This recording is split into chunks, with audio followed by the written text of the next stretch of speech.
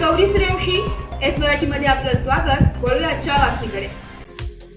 दिंडोरी तालुक्यातील करंजी येथे आज आदिवासी विकास प्रकल्प कार्यालय अंतर्गत आदिवासी शासकीय आश्रमशाळा व निम शासकीय आश्रमशाळेचे विद्यार्थ्यांना प्रकल्प कार्यालय अंतर्गत कबड्डी, खो खो, व्हॉलीबॉल स्पर्धेचे उद्घाटन प्रकल्प अधिकारी चव्हाण यांनी केले।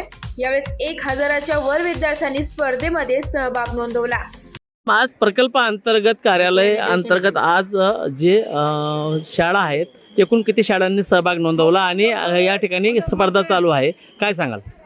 तर या ठिकाणी प्रकल्प अंतर्गत नाशिक प्रकल्प अंतर्गत जवळजवळ 21 शाळांनी सहभाग घेतलेला आहे आणि ह्या केंद्रस्तरीय क्रीडा स्पर्धा अनुदानित आश्रमशाळा करंजी येथे होत आहेत। आज उद्घाटन झालं। उद्घाटनासाठी माननीय आरपीजी चव्हाण साहेब, प्रकल्प अधिकारी तथा सहाय्यक जिल्हाधिकारी उपस्थित होते, तसेच सर्व मुख्याध्यापक शिवाय या करंजी शाळेचे विश्वस्त एकूण कोणत्या स्पर्धा इथं होणार आहेत? कबड्डी, इथे कबड्डी, खो खो, व्हॉलीबॉल आणि हँडबॉल हे सांघिक खेळ होणार आहेत। तसेच वैयक्तिक मध्ये लांब उडी, 100 मीटर धावणे, 200 मीटर धावणे, 400, 800 आणि 1500 आणि 3000 मीटर धावणे या वैयक्तिक स्पर्धा होणार आहे। एपीओ पाटील साहेब आहेत, सर काय सांगाल?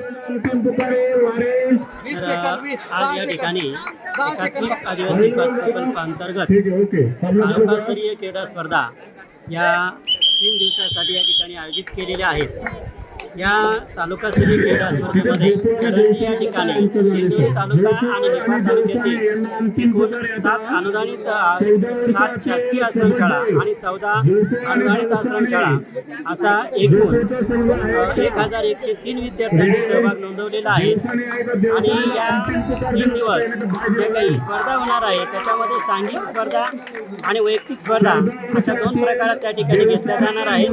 सांघिक स्पर्धेमध्ये kabaddi, kho kho, handball, volleyball, relay 4x100, 4x400 relay. त्यानंतर वैयक्तिकमध्ये उंचवडी, लांबउडी, थाळीफेक, भालाफेक आणि धावण्यामध्ये 100, 200 मीटर धावणे, 400 मीटर, 600 मीटर धावणे, 800 मीटर, 1500 आणि 3000 मीटर धावणे अशा वेगवेगळ्या स्पर्धा या ठिकाणी आयोजित केलेल्या आहेत। आणि या कार्यक्रमाप्रसंगी उद्घाटक म्हणून आपल्या प्रकल्प कार्यालयाचे माननीय प्रकल्प अधिकारी आरपीजी चव्हाण या ठिकाणी उद्घाटक म्हणून उपस्थित होते। त्याचप्रमाणे या करंजी या संस्थेचे संस्थापक दत्तात्रय पाटील हे या ठिकाणी प्रमुख पाहुणे म्हणून कार्यक्रमाला उपस्थित होते।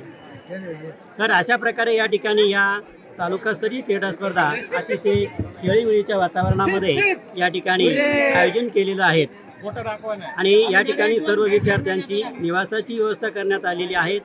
जेवणा या ठिकाणी सेंट्रल किचन मुंडेगाव या ठिकाणी येणार आहेत आणि आज पहिल्या दिवशी फक्त मुलांच्या स्पर्धा घेतल्या जातील आणि दुसऱ्या दिवशी जे काही मुली आहेत 14, 17 आणि 19 गटातील या मुलींच्या त्या ठिकाणी स्पर्धांचं आयोजन करण्यात आलेलं आहे। एस मराठी न्यूजसाठी अतिथी संपादक शामराव सोनवणे, दिंडोरी।